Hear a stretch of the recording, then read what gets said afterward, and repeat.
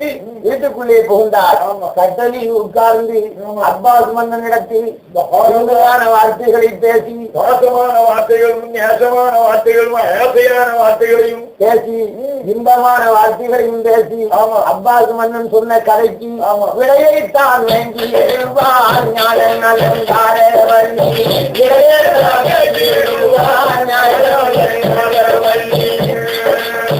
மன்னாடி பண்ண வேண்டாம் மதுர முடிதால் மறிந்தே, மன்னாடி பண்ண வேண்டாம் மதுர முடிதால் மறிந்தே, அதை உள்ள அமைச்சா ஆகியத்தை சொல்லுங்க மச்சா, அதை உள்ள மச்சாரத்தை சொல்லுங்க மச்சா, வாழ வந்த தங்க மச்சா உங்க வாழ்வு வளர்ந்த மன்னர் மச்சா வளைவுறி சொல்லியிருந்தோ,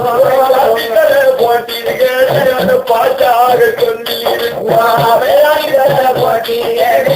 பாட்டாக சொல்லியிருந்தோ, அறியாது படிக்க வேணும், அறியாத படிக்க வேண்டும், அருமையாக வாழ வேணும், அருமையாக வாழ வேண்டும், ஒற்றுமையா வாழ வேணும், உண்மை உள்ள தங்கம் மச்சா, ஒற்றுமையா வாழ வேண்டும், உண்மை உள்ள தங்கம் மச்சா.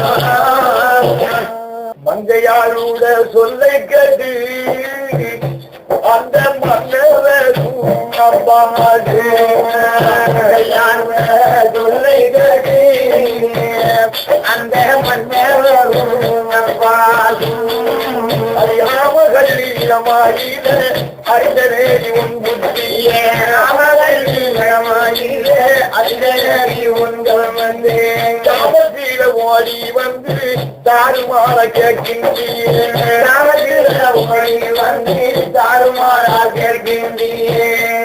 நானவல்லியே நடுவும் சாம நேரத்தில் வந்து ஆசை வார்த்தைகளை பேசி உங்களுக்கு நான் வாக்கப் போறேன் என்பதாக சொல்லி இன்பமாக சொல்லுகின்றாயே, என்னுடைய கதையினுடைய பொருள் என்ன என்று கேட்கிறாயே, உன்னிடத்தில் சொல்வதற்கு எனக்கு கொஞ்சம் மனதிலே கவலையாகத்தான் ஏனென்றால் தன்வினை தன்னை சுற்றி விடுமோ என்று கவலைப்படுகிறேன், பொதிவனை காலை சுற்றி விடுமோ என்று நினைக்கிறேன். அப்போது ஞானவெளி இருக்கிறார், மன்னவனே அப்படி உங்களுக்கு தீங்கு செய்யணுமானால் நீங்க இருக்கிற இடத்தை தேடி நான் வரணுமா, நான் ஒரு காலமும் வரணுமா, வந்தாலும் உலகம் நிற்குமா, உங்களோட வாழ வேணும்.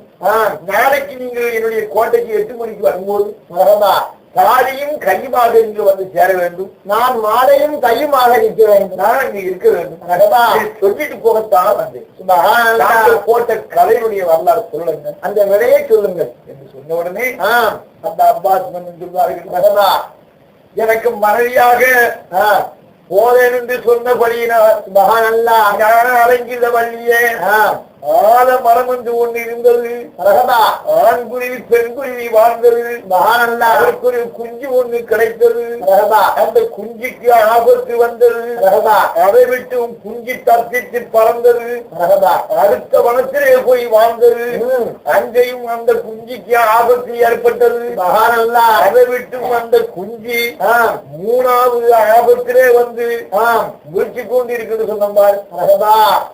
அது ஏட்டுக்கதை இல்லை, எழுத்து கதை இல்லை, எழுத்து கதை இல்லை, என்னுடைய மனக்கருத்தான கதை. குஞ்சு எந்த குஞ்சு தெரியுமா, அதுதான் இந்த குஞ்சு. இந்த அப்பாஸ் மன்னன் நான் தான் இந்த குஞ்சாக இருக்கும். ஆலமரம் என்று சொன்னது எங்களுடைய ஊர் ஐந்தமா நகரம்.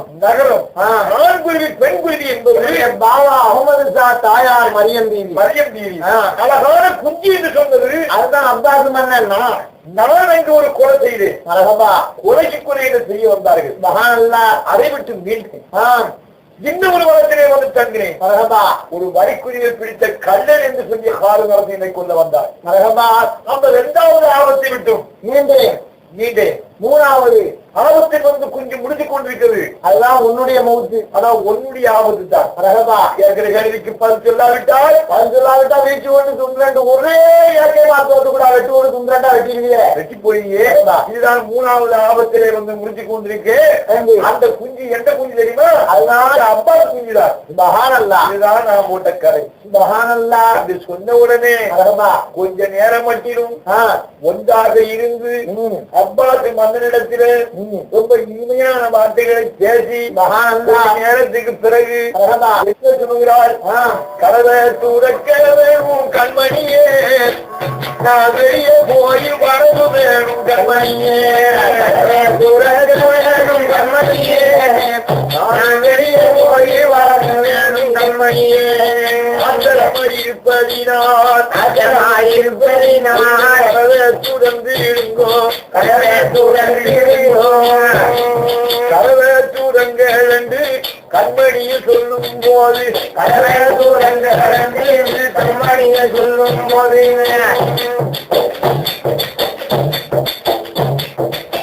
சொல்ல காலில் கட்டி அவங்களுக்கு மகனாரும், அந்த சொல்ல காலில் கட்டி அவங்களுக்கு மகனாரும், கண்மணிய ஞான வள்ளி காதலுக்கு சொல்லுகிறேன், கண்மணிய ஞான வள்ளி காதலுக்கு சொல்லுகிறேன்.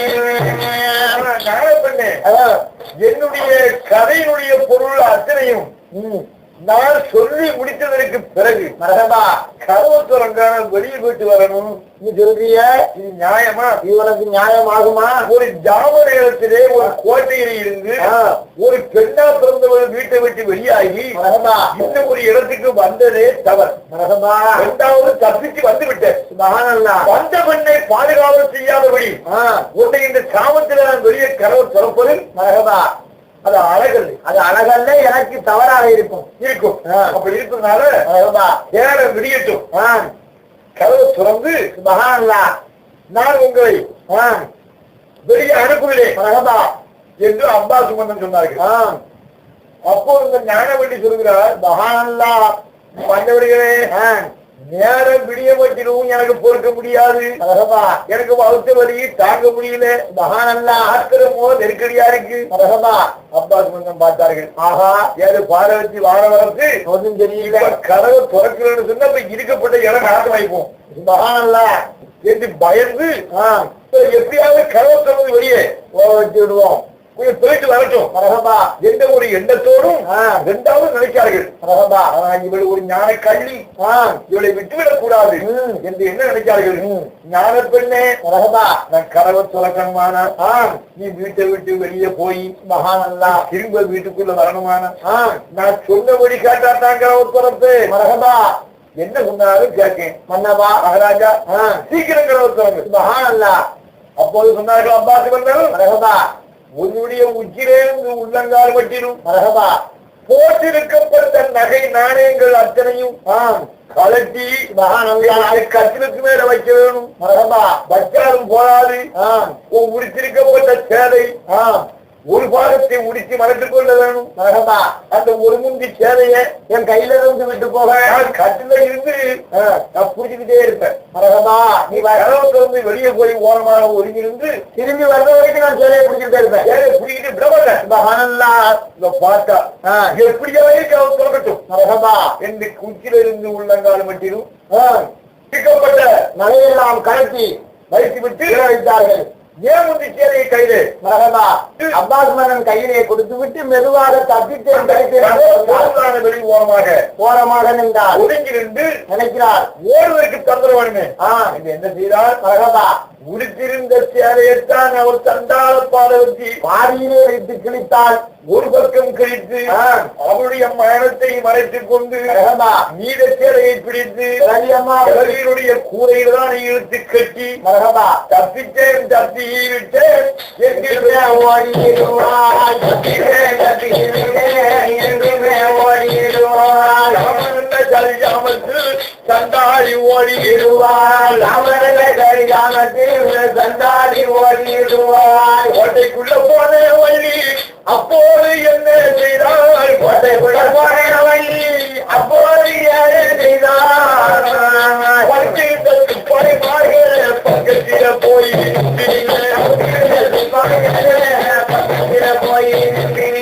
அவர் கோட்டைக்குள்ள போய் நுழைந்து வருஷிக்கப்பட்ட காவலாளிகள் அத்தனை சத்தம் கொடுத்து அப்பாசி மன்ன போன்ற கதை நான் பஞ்சாமத்திலேயே படுத்து உறங்காதபடி மூட்டு எழுதி வைத்த படை 7 வேதாம் எடுத்து பார்த்து போன்ற கதை இன்னும் என்று நான் படித்துக் கொண்டேன். நிறுத்தி விட்டது.